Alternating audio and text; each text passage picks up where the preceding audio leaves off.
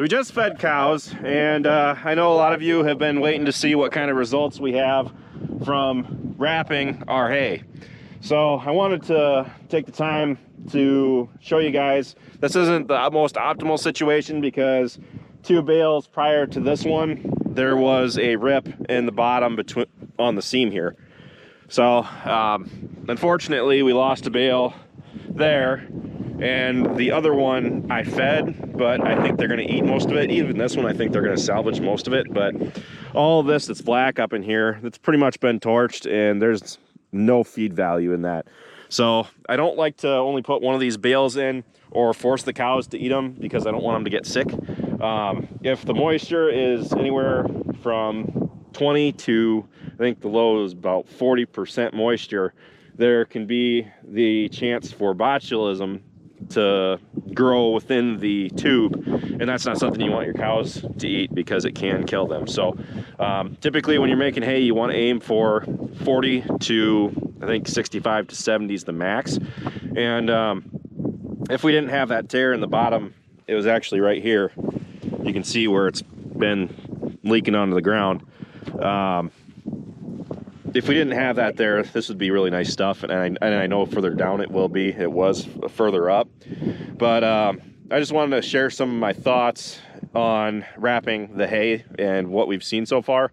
And so far, on the bales that have been away from the ends, at least 2 to 4 from the end, we used in this row dry bales from last year as end caps. So we put 2 dry bales on the end, and I wasn't really happy with how that turned out.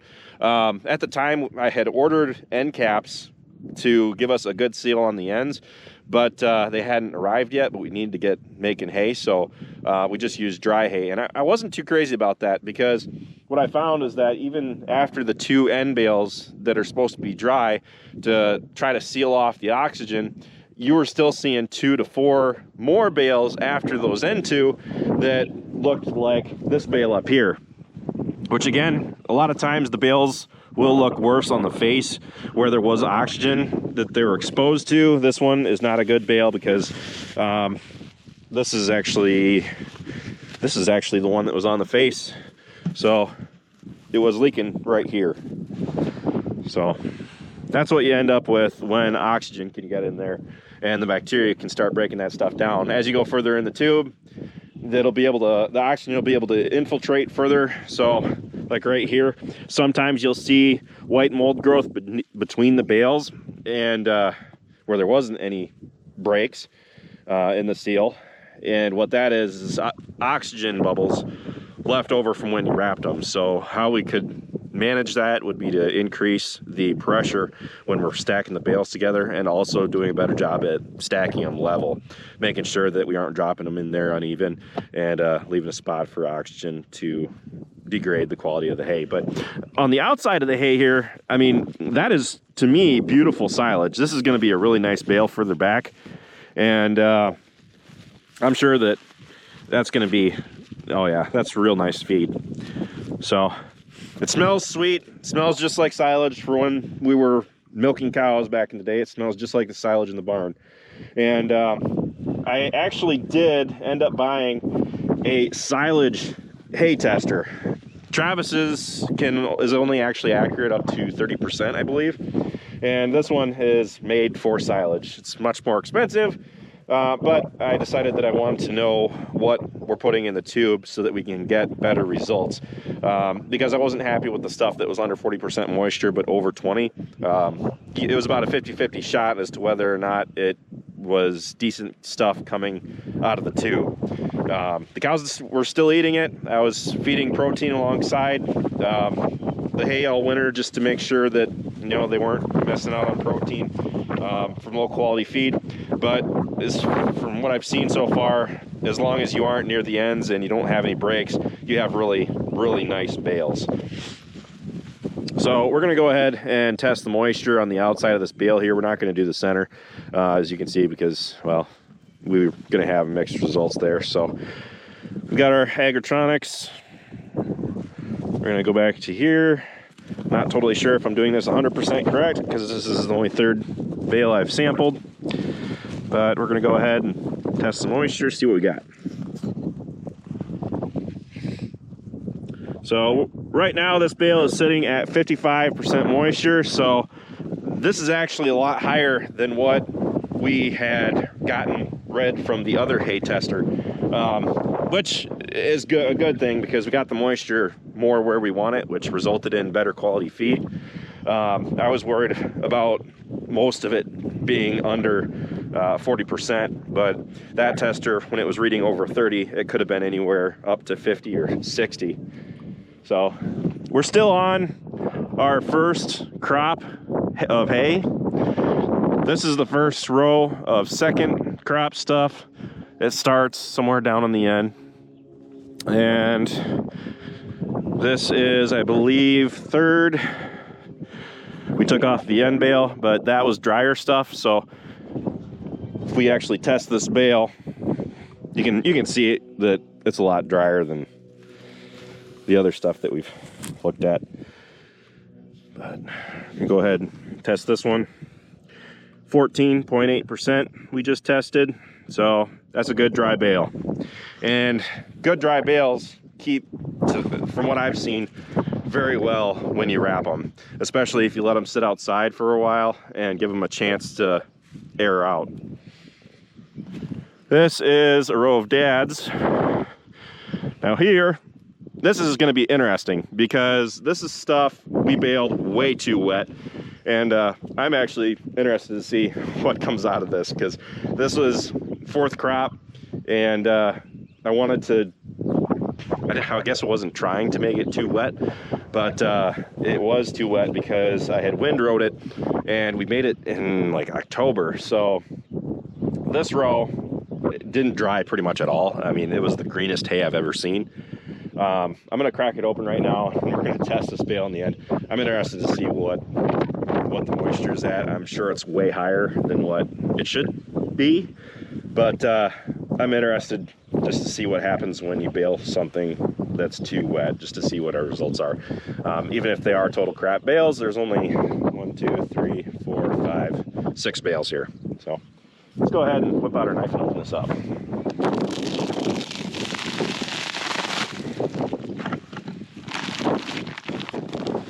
I ripped into our end cap there. I was trying not to do that.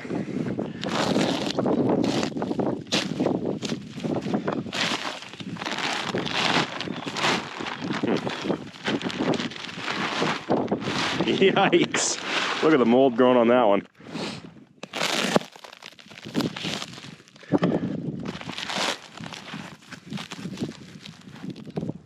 Now it's wetter on the end here, but I don't think that stuff fermented properly, honestly. I think there was too much moisture in it. It doesn't smell like silage. It doesn't smell like anything. It still kind of smells like fresh grass, honestly. 63%. Wow. Somehow I just don't believe you. 54. Okay. Well, in that case, I gotta know. I'm gonna go fire up the JCB and have a look at this next bale. We just pulled off the end bale. I'll be darned. That actually looks pretty good. Definitely on the higher side of moisture, but it looks like it's been preserved all right. 55% moisture. Wow. Okay. That's surprising. Wow. I don't know what to say. I wasn't expecting that. All right. Because this stuff didn't dry at all. Like, we literally just cut it one day, made it the next morning, and you could tell that it hadn't dried down at all because it was cold out. It must have, though, because the moisture in a hay plant isn't quite that high, or isn't quite this low. So, all right, well, that's good to know. I'm gonna end up feeding these first. Next time I feed hay. I mean, it does smell like silage. It smells like it's right out of like the concrete save silo over at the farm that used to be there.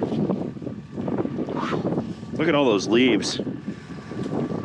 That's the big benefit to baling stuff wet, because you're preserving those leaves in the material. Whereas when you make dry hay, you'll end up with hay that looks like this if you handle it too many times, like with the tedder. Because look at this, this is mostly sticks. Yeah, there's dry leaves in there, but on the face of it, you can definitely tell that most of the leaves are gone. And that's where most of the nutrients are, is in the leaves, not the stems. I would say that I'm kind of pleasantly surprised with how these turned out, as long as the next 7 bales. The only thing is that they're so freaking heavy. These were too heavy for the Bobcat to even dream of picking up. Plus they are made smaller so that we could handle them with the Bobcat, and we still couldn't. So using this new tester, it's definitely going to allow us to keep better track as to what moisture we're putting into the tubes. But yeah, that kind of surprised me. I'm going to feed that stuff out in 2 days when the cows need feed, and we'll see how they devour it, whether it disappears right away or whether they don't touch it. Because what I was kind of hoping for with that tube was less this and more too wet, or like more wet than you want, because it was pretty hard on the baler when we baled it, Travis said. So I don't know if that's the case. If that's how we have to bale it and it's 55% moisture, we're going to be aiming for 40 or above whenever we go to make it, so that we don't hit that bad negative spot between 15 to 20. Well, I should say more 20 to 40. Even like 35, I think, is all right in the tube. But it's different than the other stuff, which is kind of surprising to me, that came out of the tubes. I thought really good. I mean, that stuff, it definitely has more moisture. Maybe it's the same quality feed, just with less moisture in it. So if we can make it drier than that and still have it be preserved, that would be better. I'll update you guys in 2 days when I go to feed them out, whether the cows like it or not. See you then. Travis and I fed out 2 of these really wet bales of alfalfa, 4th crop, and while we were putting the 2 of those bales in, he's like, you know, should we be worried about with like bloat or anything with this stuff?